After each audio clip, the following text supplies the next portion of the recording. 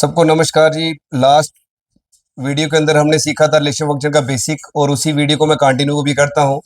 तो इस वीडियो के अंदर हम सीखेंगे ए बी के बारे में। सबसे पहले ए बी मैंने कहा था कि ये ऑर्डर्ड पेयर होता है।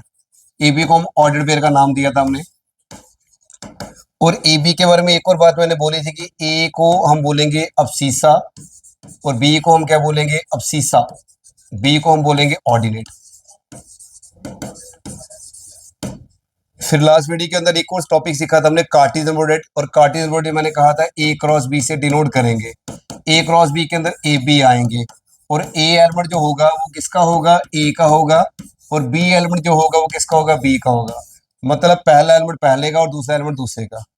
आप ए क्रॉस बी को ऐसे निकाल पाए थे। फिर एक और टॉपिक हमने सीखा था कि n of A cross B के बारे में। N of A cross B में कुछ नहीं करेंगे हम लोग, एन को अंदर सिंपल मल्टीप्लाई कर लेंगे, तो ये ऑब्जेक्टिव पार्ट में काम आएगा, n of A into n of B. इतना ही था।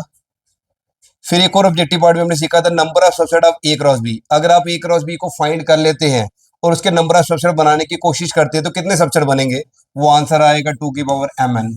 ये एम क्या है और एन क्या है। एम जो है वो number of elements of A है, और एन जो है number of elements of B है।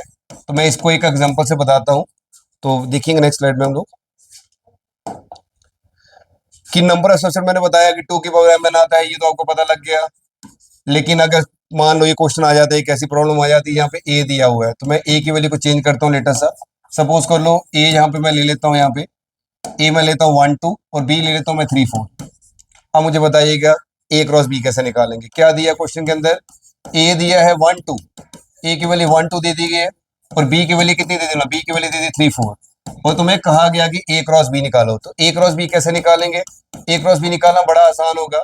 तो मैंने कहा था इसको पेयरिंग बनाते हैं, पहले 1 को 3 के साथ, तो आएगा 1 3, फिर 1 को 4 के साथ 1 4, 2 की बारी आ गई 2 3 एंड 2 4। इस तरह से हम क्या निकालेंगे, इसके कार्टेशियन प्रोडक्ट के सबसेट निकालेंगे, मतलब कार्टेशियन प्रोडक्ट निकालेंगे।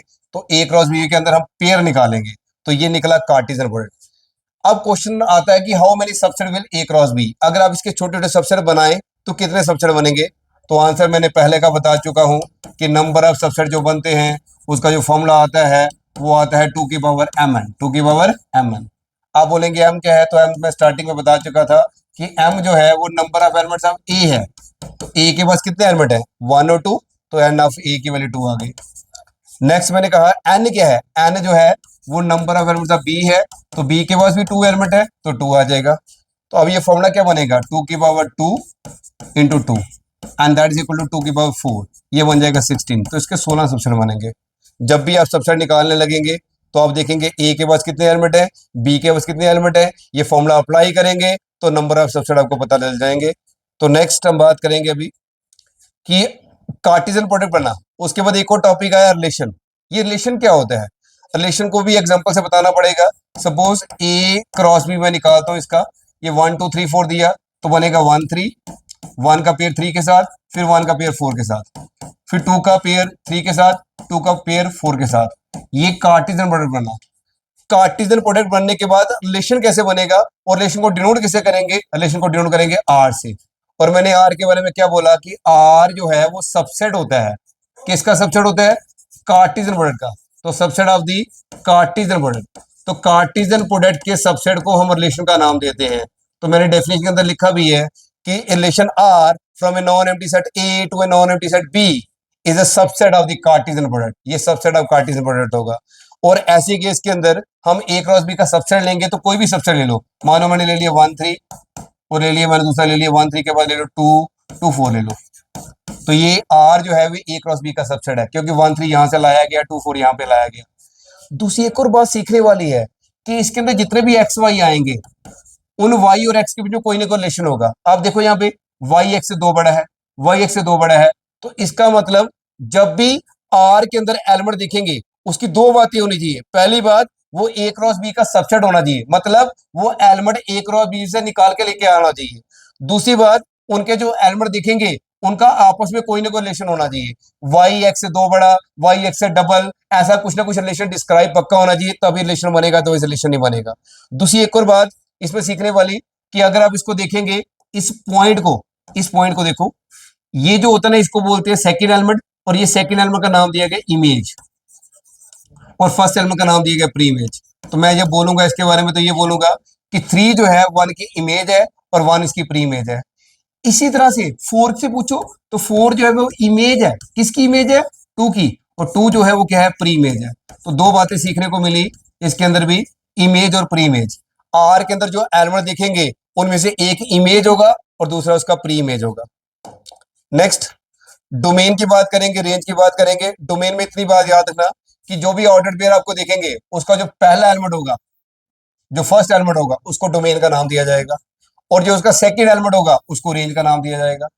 सर एग्जांपल से सपोज कर लो आर के अंदर एलिमेंट दिखते हैं 1 2, ये 1 वाला जो होगा ये डोमेन होगा, और 2 वाला जो होगा वो क्या होगा? रेंज होगा।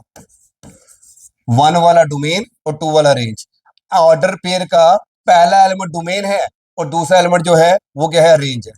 नेक्स्ट, एक और आएगा कोड मेन। ये कोड मेन क्या होता है?